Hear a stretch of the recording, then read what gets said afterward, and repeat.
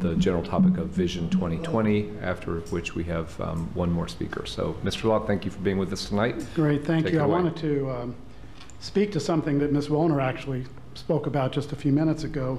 I'm here because I want to see some innovative strategies incorporated into Vision 2020 5-year plan that you will be rolling out soon. And I want to strongly promote an idea that is developing steam, one that has been initiated by students currently in the JCPS schools, and that is for there to be a complete overhaul in how history is taught so that comprehensive Black history is integrated into all U.S. history classes. So that it more accurately reflects how we view our common past. Advocates for this are using the phrase Black History Matters, and my thoughts are rooted in the belief that students will dedicate themselves to their studies more readily, and we will see scores improved if their studies better connect with their real lives as they learn their true history. You know, right now, if you talk to any students, they'll say, well, we learned about Harriet Tubman and Rosa Parks and Martin Luther King. But what's missing from current history curriculum are the rich contributions of Black Americans in all spheres of our national life, from science to culture to education and medicine. The ways in which racism has impacted all of our common concerns, such as housing, employment, healthcare, and education.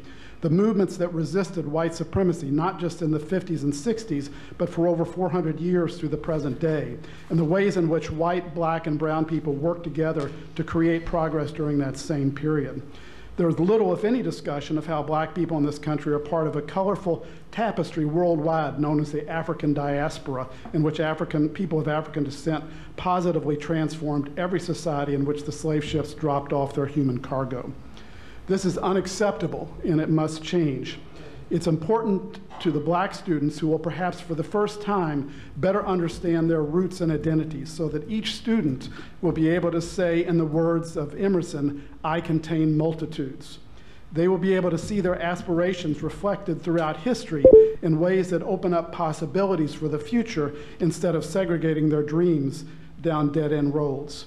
But Black students are not the only ones who will benefit, because as things stand now, white students are seeing an incomplete picture of their own history as well, which affects attitudes and behaviors towards all people of color in this country.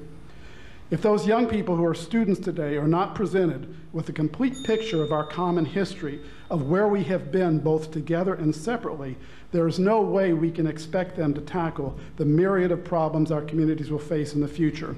We must know where we've been before we can figure out where we are going. And I think this view is consistent with the JCPS mission statement. Again, the bottom line for me is my belief that students will dedicate themselves to their studies more readily, and we will see scores improve if their studies better connect with real lives as they learn their true history.